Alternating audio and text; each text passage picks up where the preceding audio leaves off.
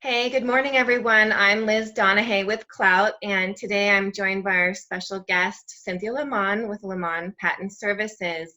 And Cynthia has an amazing background in patent filing and searches and patentability evaluations.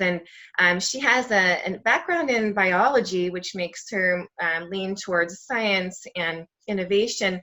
And having processed over 1,500 patents, she's surely that patent expert that people are looking for, especially right now with the surge of innovations. And she's going to talk about that today. And Cynthia is a certified patent agent, and she works in Northern California, but she works everywhere across the U.S. And with that, I'm going to hand it over to Cynthia. Thank you, Liz. Very nice seeing you this morning. Yes, when we see shifts in society like a pandemic, innovation really occurs. All patent practitioners' phones are ringing off the hook right now. We're seeing tons of innovation in new PPE equipment, ways to make doctors' offices and dentists' offices safe.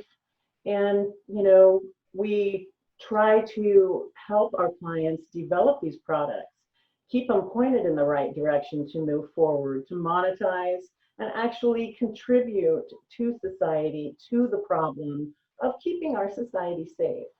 A lot of people have time to sit down and do this right now as well. We're all working from home. So, it's a kind of an exciting time. The only, it does create a problem at the USPTO, while the USPTO has to shut down and send everyone to work from home as well.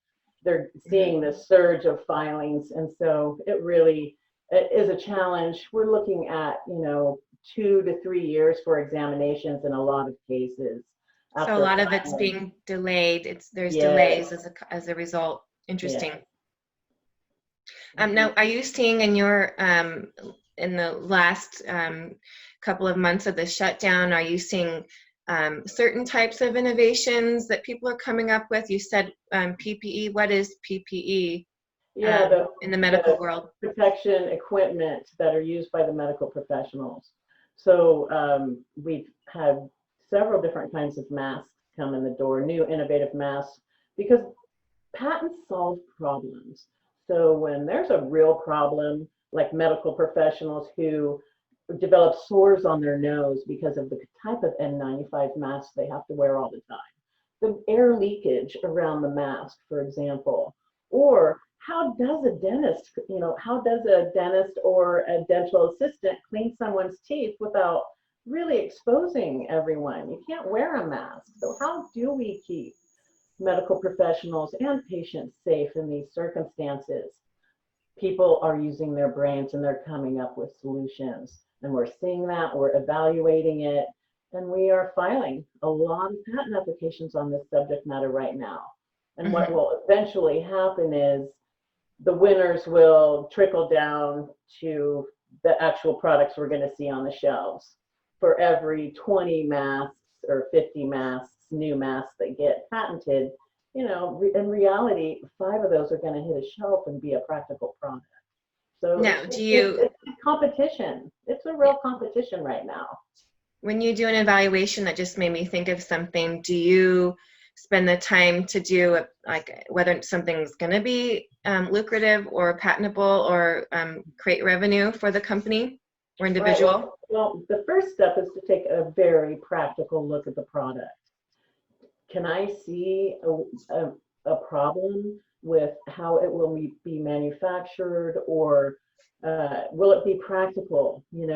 For example, is someone really going to put a helmet over their whole head and wear it all day? I mean, some people are coming to me with these kinds of inventions, like full headgear. And I have to say, well, in practicality, people are probably not going to wear this. So, I mean, they're fighting against just masks now. So, and I'll stop. I won't take their money. I won't proceed with an application if I don't see a really good chance of it being successful. Yeah, and then once it is successful, or how long does it usually get tested in the market before it does become successful? Well, what we can do is once we file a non-provisional utility patent application on an invention around PPE, we can once you have that application number, you can start approaching manufacturers. That's actually the best strategy because that's where modifications are going to occur. Or you can file a provisional application, which allows you to make some changes. So what we do is we file a provisional, preferably if you're going to make some changes, go to a manufacturer. The manufacturer is going to say, wow, this 90-degree angle is going to be really hard to mold, or hey, this apparatus, the way it moves, it's going to be way easier if we make it move in a different direction and with a different vector, you know. And so we want to make those changes and get them in the application before it's filed. So provisional applications work very well in that circumstance. It buys you 12 months to do any modifications you need to do on your product before you actually file the non-provisional utility application. Once the non-provisional is filed, you can't add any subject matter. So, yeah, someone who doesn't know too much about patents yet, and I'm learning, working with you on some of my own ideas. That contract, is it necessarily like a contract manufacturer that they'd be working with? And it seems smart because they're going to know what regulations they're going to have to follow in order to produce that product, labeling and packaging, and that gives you a stronghold in the market even before you do that provisional, right? that is correct. So and that's where the changes have to take place. There's many different kinds of relationships you can have with the manufacturer. You can have a licensing agreement with the manufacturer. Sometimes when the manufacturer thinks your product is awesome and they just really can see how they're going to be successful with the product, they will try to take part ownership of that I product. see. They're going to want to have a licensing agreement to where they are pretty much free to make and sell and package the product how they wish, and they kick back a percentage to the patent owner. Sometimes they offer to buy your invention straight outright, which is kind of nice, in a big lump sum at the beginning. That's very nice. So there's a lot of different ways, different kinds of licensing contracts you can make with the manufacturer. But if changes are going to be made to your product, that's when they're going to be made, when they're getting developed for manufacturing. Tested. Well, that's interesting. And I can see how working with a good partner, it can boost the branding, the marketing, the packaging, because they've done it before. They know what they've gone through that. It's not their first rodeo. Yes, they know what they're doing. So you could really fast track it. It's important to protect yourself. Get an attorney, have them look over these agreements.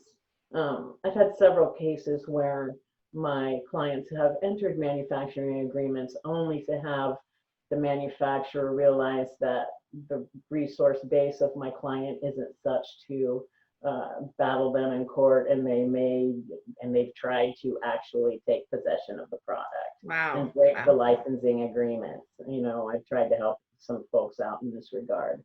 So it's very important that you lay out this agreement properly with an attorney in order for you to protect yourself with your own inventions.